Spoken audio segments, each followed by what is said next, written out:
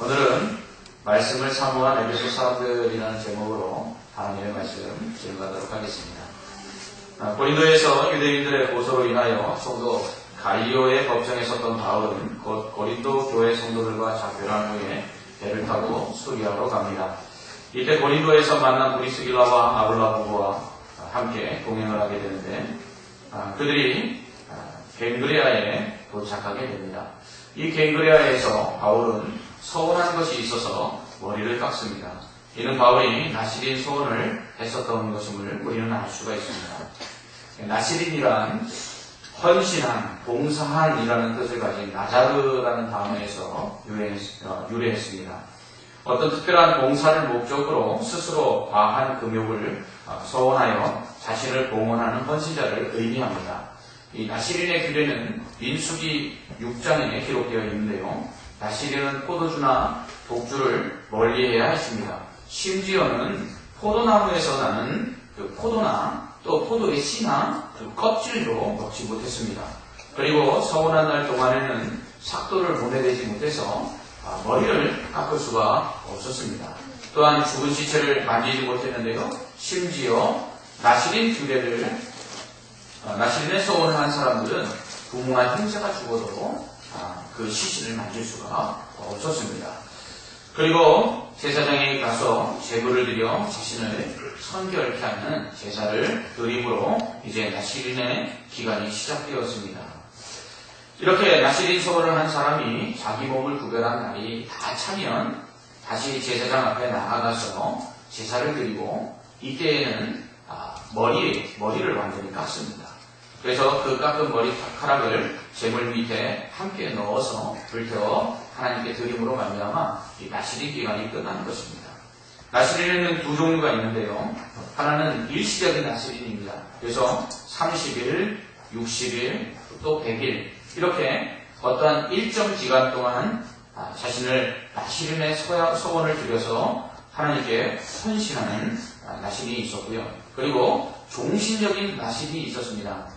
우리가 잘 아는 대로 머리에 삭도를 대면 안 됐던, 머리를 깎으면 힘이 빠졌던 사사 삼손이 평생의 나시린이었고요.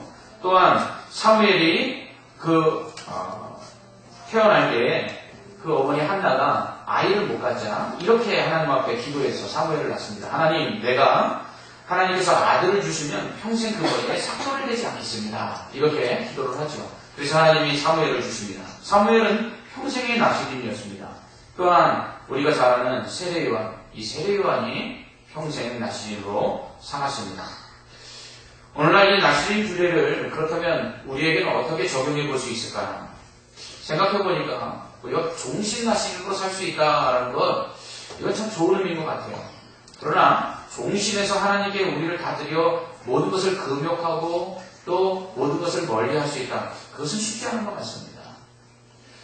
그래서 일시적인 이 나시린의 규례를 오늘날 우리의 신앙에 적용해 본다면 유익하다라는 것을 알 수가 있습니다. 일정 기간 여러분 자신을 구별해서 하나님 앞에 드려보십시오.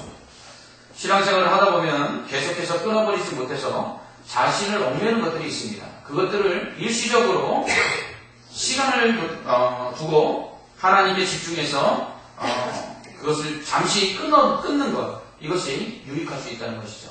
술이나 담배 아직도 끊지 못했던 분들, 매년 금연에 대한 계획을 잡지만 매년 작심 3일이라 시작하고 얼마 안 있어서 다시 번번이 깨지면 자기 자신도 훨씬 더 그 죄책감이 더 커지고 힘들어하는 모습을 볼 수 있습니다. 그런 분들에게 한 일주일 정도나 한 3일 정도의 금연기간, 금주기간을 갖고 또 이 기간에는 특별히 아침 한 끼씩 금식한다거나 또 아니면 내가 담배가 생각나는 그때에는 하나님께 짧은 기도를 드린다라고 나름대로의 규정을 세워놓는다면 아마 우리들에게 영적인 면에서나 아니면 육체적인 면에서 큰 도움이 있지 않을까 하는 생각을 해보게 됩니다. 우리에겐 이러한 영적으로 자신을 하나님께 헌신하고 집중하는, 그래서 세상의 것을 끊어버리는 시간이 필요하다는 것이죠. 사람이나 짐승 또한 기계 역시 쉼이 필요하기 때문에 그렇습니다. 여러분, 하나님은 우리에게 안식일을 제정해 주셨어요. 7일 중에 하루는 쉬는 것입니다. 이날은 헌신의 날입니다. 이날은 6일 동안 세상 일로 분주하고 바쁜 가운데 집중하지 못했던 하나님께 하루를 집중하는 것입니다. 그리고 이 날을 통해서 하나님을 경배하고 찬양하고 하나님께 교제하는 것이죠. 이러한 안식일이 오늘날의 주일입니다. 이것은 성도들에게 굉장히 중요한 의미가 있는데요. 그것은 영적인 쉼, 곧 우리가 누릴 영적인 안식인 천국을 맛보는 시간이기 때문에 그렇습니다. 여러분, 우리가 주님 전에 나와서 예배하고, 그리고 주님 전에 나와서 기도하고, 그리고 성도들과 함께 교제하고 하면서 우리는 하나님 나라에 가서 우리가 누릴 천국에서의 아름다운 삶을 미리 경험해 보아야 하는 것이죠. 그래서 이 예배를 통해서 우리는 하나님을 만나야 하고요. 그리고 이 예배를 통해서 성도들과의 교제가 얼마나 기쁜가를 알아야 되고요. 그리고 이 예배를 통해서 우리가 영적으로 하나님께 예배하고 찬양하고 기도할 때에 그 하나님과 연결되는 그 관계들이 우리에게 얼마나 큰 능력이고 힘이 되는지를 경험해 봐야 된다는 것이죠. 그런데 이것이 결국은 우리의 삶 속에서 진정한 쉼을 갖다주고 그리고 진정한 만족을 갖다준다는 것이죠. 왜냐하면 이러한 일정 기간 아니면 짧은 기간이라도 우리가 하나님께 집중하고 세상의 것을 끊어버리고 그리고 성도들과의 모임은 영적인 밸런스를 찾게 해주기 때문에 그렇습니다. 우리는 육체와 영혼을 가지고 있습니다. 이 육체뿐만 아니라 영혼도 채워져야만 전체적인 영육 간의 밸런스가 맞아 결핍이나 공핍함을 느끼지 않을 수 있습니다. 육체만 쉰다고 되는 것이 아니거든요. 여러분, 쉼을 얻어야 진정한 안식과 평안을 누릴 수가 있습니다. 그러기 위해서는 말씀과 기도로 그리고 금식을 통해서 하나님께 집중하고 헌신함으로 우리의 영혼이 만족을 누리고 치움을 받아야 합니다. 이것들이 채워지지 않기 때문에 우리는 육체적인 것이 채워진다 할지라도 갈급함이 생겨나는 것입니다. 그러므로 우리가 육체를 위하여 쉬듯이 영적인 쉼을 갖는, 그래서 하나님께 집중하고 세상의 것들을 잠시 끊어버리는 그 기간들을 통해서 우리는 영육 간의 밸런스가 맞춰진다는 것이죠. 운동하는 선수들 밸런스가 깨져버리면 아무리 근력이 좋고 아무리 훈련의 양이 많아도 결국은 경기에 나가서 이기지 못한다고 말을 합니다. 우리에게 이러한 영육 간의 영적인 밸런스들이 맞춰져야 된다는 것이죠. 그리고 이렇게 잠시 시간을 내어 하나님께 헌신하고 집중하는 것은 영적인 디톡스가 된다는 것입니다. 최근 몸에 독소를 빼고 건강을 찾는 디톡스 다이어트가 유행하고 있습니다. 몸이 문제가 생기는 것은 음식을 먹지 않아서 살을 빼기만 한다고 이 건강해지는 것이 아니라 몸에 있는 독소 요소들을 제거해야만 건강해진다는 것이죠. 영적으로도 디톡스가 필요합니다.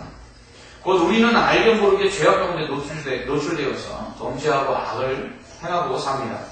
그러나 죄악들이 우리도 모르는 사이에 점점 우리들을 하나님으로부터 멀어지게 만들고 하나님이 원하시지 않는 일들을 어느 순간 자연스럽게 행하도록 만든다는 것입니다. 그러므로 이러한 영적인 독소들을 빼내야 합니다. 그러기 위해서는 시간을 내어 하나님께 기도하고 또 말씀 가운데 우리 자신을 돌아보고 그리고 성령의 충만함을 경험하면서 우리를 정결케 하는 것들이 필요한 것이죠. 그런 면에서 금식과 그리고 기도, 말씀, 그리고 우리가 하나님 안에서 영적으로 쉬는 것들, 이러한 것들은 우리의 몸과 마음과 영혼을 가볍게 만들 뿐만 아니라 우리 안에 있는 영적인 해악들을 제거할 수 있게 만든다는 것이죠. 그래서 사람들이 바쁜 일상 속에서도 한 3일 정도 기도원에 가지 않습니까? 이렇게 기도원에 가서 금식하고 또 어느 경우 새벽 기도하고 그리고 또 모든 공예배를 다 참석하면서 하나님께 더욱더 집중하는 시간들을 통해서 자신을 돌아보고 그리고 영적인 밸런스를 회복하고 그리고 영적인 악한 해악한 요소들을 제거하는 것입니다. 이것들이 오늘날 성도들에게 굉장히 필요합니다. 여러분, 왜 불교에서 템플스테이가 요즘 유행하고 있습니까? 금요일날 직장생활을 마치고 온 가족들이 사찰에 들어가서 하룻밤 묵으며 그곳에서 절제된 음식을 먹고 그리고 절제된 생활을 하며 세상의 모든 것들을 끊어버리고 그리고 그 고요 속에서 그들이 왜 평안을 누리려고 합니까? 사람은 이처럼 육체와 영혼으로 만들어져 있기 때문에 육체적으로만 쉰다고 되는 것이 아니라 영적으로 쉬지 아니하면, 영적으로 하나님과 깊은 교제 속에서 하나님이 주시는 은혜를 경험하고 그 속에서 만족을 누리지 못하면 참된 안식과 그리고 기쁨을 얻을 수가 없다는 것입니다. 그래서 사람은 영물이라고 하지 않습니까? 사람은 육체만 가지고 있는 것이 아니라 영혼도 가지고 있는 것입니다. 여러분들이 주일날 이 1시간 예배 드리는 것 굉장히 짧은 예배 시간이지만 이만큼 하나님께 집중할 수 있는 시간이 어디 있습니까? 그런데 이 시간이 여러분들에게 한 주를 어떻게 살아가게 하느냐라는 중요한 열쇠가 있다는 거죠. 그런 면에서 우리에게는 영적인 면에서 자신을 돌아보고 내가 하나님 앞에서 어떻게 살고 있으며 또 하나님께서 나를 통해서 이루고자 하시는 것이 무엇이고 그리고 내가 하나님을 기쁘시게 할 수 있는 것은 무엇인가를 생각해 볼 수 있는 영적인 쉼의 시간들. 그래서 우리의 일정한 시간들을 세상으로부터 좀 떼어내어서 우리 자신을 그곳에서 분리시켜서 하나님을 묵상하고 하나님과 가까이 지내는 시간들 우리에게는 유익하다는 것입니다. 오늘날 이 나시린의 기간들을 이렇게 이용해 본다면 우리에게 큰 영적인 유익이 있을 줄 압니다. 이렇게 나시린의 소모경을 마친 바울은 겐도리아에서 머리를 깎은 후에 에베소로 갑니다. 에베소에도 역시 회당에 들어가서 유대인들과 변론하며 복음을 전했는데 거기서는 여러 사람들이 더 있기를 요청을 했습니다. 자신을 환대하는 사람들을 기도하고 바울은 에베소에서 더 머물지 않고 배를 타고 가이사랴로 떠납니다. 에베소를 떠나면서 바울이 만일 하나님의 뜻이면 너희에게로 돌아오리라 라고 말합니다. 가이사랴에 도착한 바울은 교회 안무를 물 후에 안디옥으로 내려가게 되죠. 이리하여서 바울의 2차 전도 여행이 마쳐지게 됩니다. 1차 전도 여행을 마친 바울은 안디옥에서 오래 머물렀습니다. 그가 1차 전도 여행이 끝나고는 안디옥에 오래 머물렀다가 또 예루살렘 교회에 올라가서 또 예루살렘 교회 공회에 참석하기도 하고 그가 2차 전도여행을 떠나기까지는 1차 전도여행과 2차 전도여행 사이에 긴 공백이 있었습니다. 그러나 2차 전도여행을 마치고 안디옥으로 돌아온 바울은 얼마 있지 않다가 곧 3차 전도여행을 떠납니다. 23절을 보면 얼마 있다가 안디옥을 떠나 갈라디아와 부르기아 땅을 다니며 모든 지들을 굳게 했다고 기록하고 있습니다. 그리고 19절을 보면 에베소에 다시 오게 됩니다. 그곳에서 2년이 넘는 기간 동안 말씀을 가르칩니다. 그 유명한 에베소에서 매일같이 말씀을 가르치고 또한 놀라운 능력으로 많은 기사와 표적을 나타냅니다. 그래서 바울이 지니고 다니던 손수건이나 앞치마를 가져다가 병든 사람에게 얹기만 해도 병이 떠나가고 악한 귀신이 나갔습니다. 이렇게 바울의 3차 전도여행의 시작 지점에서 바로 에베소가 있었고 그 에베소에서 바울은 많은 전도와 그리고 기적들을 일으키는 것을 볼 수가 있습니다. 이렇게 바울이 에베소에서 수년 동안 머물며 말씀을 전하고 전도의 열매를 거둘 수 있었던 것은 바로 에베소 사람들 때문이라고 생각됩니다. 바울이 2차 전도여행을 마치고 안디옥으로 돌아와서 얼마 있지 않다가 바로 3차 전도여행을 떠난 이유 역시 에베소 사람들 때문이었습니다. 바울은 2차 전도여행을 마치면서 에베소에 도착했고 그곳에서 복음을 전했을 때 많은 사람들이 더 말씀을 듣기를 원했습니다. 그래서 오랫동안 있으면서 그들에게 말씀을 전해주도록 바울에게 청했지요. 그러나 어떠한 이유인지 모르지만 바울은 에베소에 오래 머물 수 없었습니다. 그래서 그곳에서 잠시 사역을 하고 떠나올 수밖에 없었습니다. 그러나 에베소 사람들은 그 잠시 기간 동안 바울이 전한 말씀으로 인하여 많은 영향력들을 받았습니다. 그래서 그를 오래 더 있기를 청했던 것입니다. 이후에 3차 전도 여행 때 에베소에 온 바울은 다른 지역에서와 달리 에베소에서 거의 2년 3개월 이상을 말씀을 전합니다. 특별히 2년 동안 매일같이 브람노 성원에서 말씀을 가르쳤습니다. 왜일까요? 이처럼 바울에게 오래 더 있기를 청하고 그리고 2년 동안 매일같이 말씀을 배운 에베소 사람들, 그들은 바로 말씀을 사모하는 사람들이었음을 알 수 있습니다. 그렇기 때문에 사정상 에베소에 오래 머물 수 없었던 바울은 에베소를 떠나면서 하나님의 뜻이면 너희에게 돌아오리라. 이렇게 말합니다. 하나님의 뜻이면 너희에게 돌아오리라 라는 말은 무엇입니까? 나는 너희에게 다시 돌아올 것이다. 그런데 하나님께서 이것을 허락해 주기를 원한다. 왜냐하면 자신이 아시아로 가려고 했을 때 하나님께서 마게도냐 사람의 환상을 통해서 아시아로 내가고 유럽으로 가게 하시지 않았습니까? 그러니까 내가 에베소로 돌아오고 싶은데 하나님께서 돌아올 수 있도록 그렇게 해주셨으면 좋겠다라고 말을 한 것입니다. 그랬던 바울의 마음은 어떤 마음이었겠습니까? 에베소에 대한 그리움입니다. 에베소에 다시 돌아오고 싶었던 것입니다. 그렇기 때문에 그는 2차 전도여행을 마치고 안디옥에 도착한 이후에 오래 머물 수 없었던 것입니다. 왜요? 그의 마음은 이미 에베소에 있었기 때문입니다. 에베소에 온 바울에게 오래 머물며 말씀을 전해주기를 바랬던 에베소 사람들, 바울은 그 사람들을 계속해서 다시 보고 싶었습니다. 저는 이 마음을 압니다. 청년들을 데리고 단기 선교로 여러 나라를 다녀왔는데요. 중국, 또 일본, 몽골, 태국 등을 다녀왔습니다. 지금도 기억이 나는 얼굴들이 있습니다. 때로는 시간이 너무 많이 흘러서 그 얼굴이 가물가물하지만 그들과 함께 있었던 시간들이 아직도 생생히 기억이 납니다. 중국에 처음으로 단기 선교를 갔을 때에 탈북자들을 만났습니다. 탈북 청소년들이었는데요. 정말 깜깜한 밤에 아무도 모르게 007처럼 이제 극히 단기 선교 결혼이 갈 수 없어서 몇 명만을 데리고 선교사님을 따라 탈북 아이들이 있는 곳으로 인도되어 갔습니다. 그들의 나이가 한 12살에서 16살 정도 되었었습니다. 빌라와 같은 엘리베이터도 없는 5층 아파트에 아이들이 살고 있었는데요.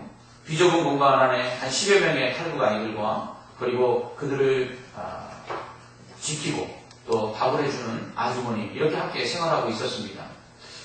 제가 왜 중국 경찰이 공안이 닥치면 도망치기도 힘든 이 5층에다가 이렇게 처소를 만들어 놓고 아이들을 여기서 생활하게 합니까? 라고 물었더니 탈북 아이들이 자꾸 도망친다는 것입니다. 그래서 공안의 위험도 있지만 도망치지 못하도록 5층 건물에다가 얻었다는 것입니다. 아니 왜 도망을 못 가게 합니까? 그랬더니 도망가면 바로 잡히면 바로 북송이고 그렇게 되면 어떻게 될지 모르는데 이 아이들은 그것을 모르기 때문에 어떻든지 나가면 자유로울 것이라고 생각하고 자꾸 도망치려고 한다는 것입니다. 심지어는 그 5층에서 뛰어내려서 다리가 부러진 아이도 있었습니다. 그래서 이제 밥을 해주며 그들을 보호하는 아주머니가 그들을 또한 감시하는 역할까지 하고 있었습니다. 그런데 선교사님을 통해서 그 아이들에 대한 이야기를 들을 때 놀라지 않을 수가 없었어요. 이 아이들이 그랬던 아이들이 성경을 읽고 그리고 말씀을 배우는 가운데 변화가 되었는데 지금 그 아이들이 오래 있은 아이들은 한 5년도 있었고 짧게 있는 아이들은 1년도 있는데 대다수의 아이들이 1년이면 성경을 50독에서 100독을 한다는 것입니다. 그리고 그 아이들이 변화되어서 꿈이 무엇이냐 하면 바로 다시 북한으로 돌아가서 자기 가족들에게 복음을 전하는 것이 그들의 비전이었습니다. 그 아이들과 함께 이런저런 이야기를 나누다가 아이들이 성경에 대하여 궁금하니까 답변을 해달라고 저희들에게 질문을 했습니다. 그 아이들과 성경에 대한 이런저런 이야기를 하다 보니까 어느덧 밤이 홀딱 지나서 새벽이 가까웠습니다. 더 밝아지면 다른 사람들에게 우리가 발각될까봐 어두울 때 나가야 된다고 중간에 선교사님들이 이제 손님들 보내주셔야지 하는 말에 저희들이 그 자리를 덜고 일어났습니다. 거의 한 4시간 동안 성경에 대한 이야기만 하고 나왔습니다. 집을 나서는 우리를 향해서 아이들이 이렇게 말했습니다. 또 오실 거죠. 뭐라 할 말이 없어서 그저 웃음으로 그 아이들을 바라보고 왔습니다. 몽골에 갔을 때입니다. 몽골의 수도 울란바토르에서 기차를 타고 한 10시간 정도 남쪽으로 내려가면 고비 사막이 나옵니다.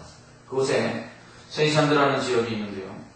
센산드는 지금 한국 선교사님이 가서 선교하고 있는 곳으로 지난번 우리 교회에 한번 방문해 주셨던 최희철 선교사님, 정영란 선교사님 부부가 사역하고 있는 교회입니다. 그곳에서 우리가 한 3일 동안 초등학교를 대상으로 여름 성경학교를 해주고 또 중고등부 청년들을 대상으로 프로그램을 진행했어요. 한 3일간의 사역을 마치고 이제 다시 기차를 타고 우리가 울란바토르로 돌아오려고 하는데 거의 모든 아이들이 그 밤에 정말 신는 것도 변변치 않아서 슬리퍼 신고 다니는 아이들이 그 슬리퍼를 신고 기차역까지 마중 나왔습니다. 그리고서는 우리가 기차가 출발하려고 하는데 그 달리는 기차를 쫓아오면서 사랑합니다.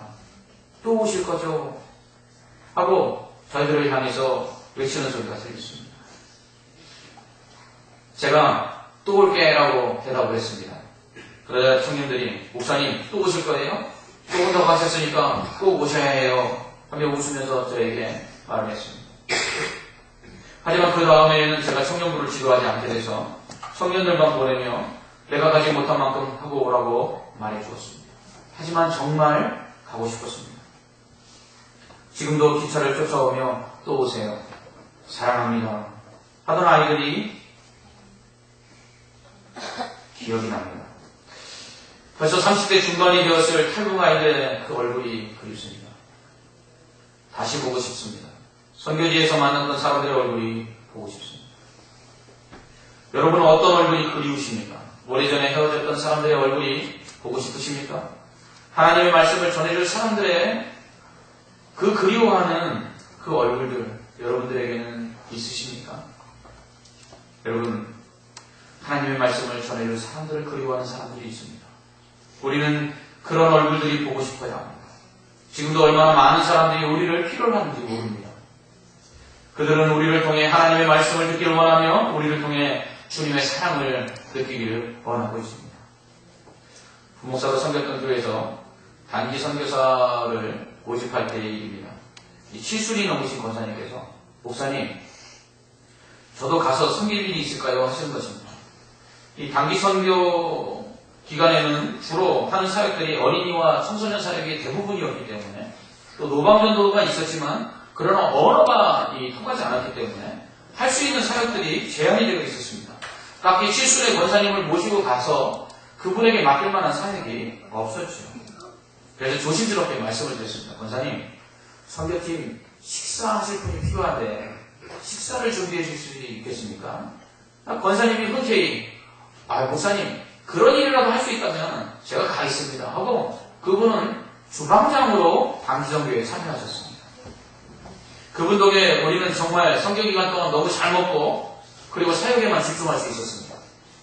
굉장히 필요하더라고요. 전에는 저희들끼리 다 해서 먹고 어떻게 해서든지 맛있든지 맛없든지 사역을 해야 되기 때문에 사역을 위해 먹었는데 너무너무 권사님 덕분에 저희들이 호의호식하면서 사역을 했었습니다. 하루는 선교기간 중에 권사님께서 이렇게 말씀하시는 것입니다. 목사님, 아이들 중에 집에 보내서 밥을 먹고 오라고 그러는데 밥을 안 먹고 오는 애들이 있어요. 그 아이들 중에 저희 같이 식사를 했으면 어떨까요? 하고 말씀하시는 겁니다. 여유가 좀 있나요? 예, 몇 명 아이들은 먹을 수 있을 것 같습니다. 그래서 그 아이들을 데려다가 밥을 먹였습니다. 그런데 너무 잘 먹는 것입니다. 그러더니 권사님께서 그날 저녁에 말씀하십니다. 목사님, 이 아이들이 한국 음식 너무 좋아하는데요. 우리 한국 음식 만들어서 이 아이들에게 주면 어떨까요? 재정적인 부분을 한번 살펴보았습니다. 현지에서 조달할 수 있는 식재료들을 가지고 한국 음식을 만들 수 있을 것 같더라고요. 그래서 권사님께 한번 그렇게 해보지요 하고 식재료들을 구입해서 한국 음식을 만들어서 아이들을 초대했습니다. 너무너무 잘 먹는 거예요. 한국 음식이 그렇게 잘 나갈 줄 몰랐습니다. 그리고서는 곧이어 한류 열풍이 불기 시작해서 단기 선교 때마다 저희들이 만들어준 한국 음식은 아주 동해났습니다. 그날 이후로 우리들은 이제 매년마다 단기 선교에 한국 문화의 시간이라는 프로그램을 만들었습니다. 이거 다른 건 아닙니다. 한국 음식 만들어서 사람들을 초대해서 한국 음식 먹이는 것입니다. 그런데 놀라운 일이 일어났습니다. 선교사님을 핍박하고 그리고 아이들이 교회만 갔다 오면 때리던 부모들이 한국 음식 먹으러 교회로 오는 것입니다. 그리고 그곳에서 선교사님을 만나 악수를 하고 그리고 그 다음에 또 들리는 소문은 그 부모들이 교회를 나오기 시작했다는 소식들이 들려왔습니다. 어느 날은 연세드신 장로님께서 단기 선교에 참가하시겠다는 것입니다. 그래서 장로님 가시면 별로 하실 일이 없는데요. 권사님이야 주방에서 식사를 만들지만 장로님들은 별로 하실 일이 없습니다. 그랬습니다. 그랬더니 장로님께서 이렇게 말씀하시거든요. 미용팀에서 머리 감겨줄 사람이 필요하다고 해서 머리 감겨주라고 지원했습니다. 이러시는 거예요. 캄보디아로 갔을 때입니다. 다녀오셔서 하시는 말씀이 장로님이 하루에 머리 감겨준 아이들이 100명이 넘었답니다. 한 이틀 감겨주고 나서 얼마나 팔이 아픈지 돌아오셔서 보여주는데 온통 파스를 부시고 계셨더라고요. 그리고서는 목사님 머리 감겨주는 것도 대단한 사역입니다. 이것도요 분업이 필요합니다. 옆에서요 아이를 줄 세우는 사람 필요하고요. 그리고 물 부어주는 사람 필요하고요. 샴푸 부어주는 사람 필요하고요. 그리고 저처럼 감겨주는 사람이 필요하더라고요. 다 감기고 나면 또 옆에서 물 부어주는 사람이 필요하고요. 그리고 머리 풀어주는 사람이 필요합니다. 목사님 머리 깎아주는 사람은 한 사람이 문제인데요. 머리 감겨주는 사람은 4사람이 필요합니다. 이러더라고요. 여러분 나눌 것이 없다고요? 아닙니다. 우리는 나눌 것이 너무나도 많습니다. 실순의 권사님도 주실 것이 있습니다. 머리를 감겨주고 빗질만 해줘도 얼굴을 씻어주기만 해도 해맑은 미소와 눈망울로 감사하는 이들이 있습니다. 우리에겐 너무나도 넘쳐나서 그리 가치 있게 느껴지지 않는 그런 작은 것들에 그들은 감동하고 고마워합니다. 연필 한 자로 지우개 하나, 공책 한 권에 그들은 감사하는 말을 몇 번씩 합니다. 자취 한 접시에 감동합니다. 물에 씻어가며 연신 매워서 어쩔 줄 몰라 하면서도 입을 호호 불며 떡볶이를 맛있게 먹습니다. 뿐만 아니라 우리가 이렇게 평안하게 예배드리고 말씀을 듣고 찬송하는 것을 부러워합니다. 좋은 음향시설과 악기들을 가지고 연주하는 우리들의 모습에 부러워합니다. 어느덧 너무나도 많은 것을 가지고 있는 우리들은 그것들을 나눌 줄도 모르고 감사할 줄도 모르고 있지 않나 라는 생각을 해보게 됩니다. 우리에게 하나님께서 왜 이렇게 많은 것을 주셨을까요? 그것은 그것들을 필요로 하는 사람들에게 나눠주도록 하기 위함입니다. 복음을 전해야 합니다. 우리가 가진 물질을 나눠야 합니다. 우리가 가진 재능을 나눠야 합니다. 아니 우리가 그들과 함께 해주는 시간을 나누기만 해도 됩니다. 그러므로 우리는 그들에게 가야 하는 것입니다. 본문에는 아볼로라는 사람이 나옵니다. 그는 알렉산드리아 출신의 유대인이었는데 그는 언변이 좋고 성경에 능통한 사람이었습니다. 그는 일찍이 예수님에 대해서 잘 알고 있었습니다. 그는 예수님에 관한 것을 자세히 말하며 가르쳤습니다. 하지만 그는 세례 요한의 세례만 알고 있었다고 본문은 말하고 있습니다. 무슨 말입니까? 아볼로는 예수님에 대해서 일찍이 알고 있었지만 그러나 그가 십자가에 달려 죽으심으로 계속의 사역을 감당하시고 또한 부활하심으로 우리에게 부활과 영생을 주시는 분이시라는 것을 몰랐던 것입니다.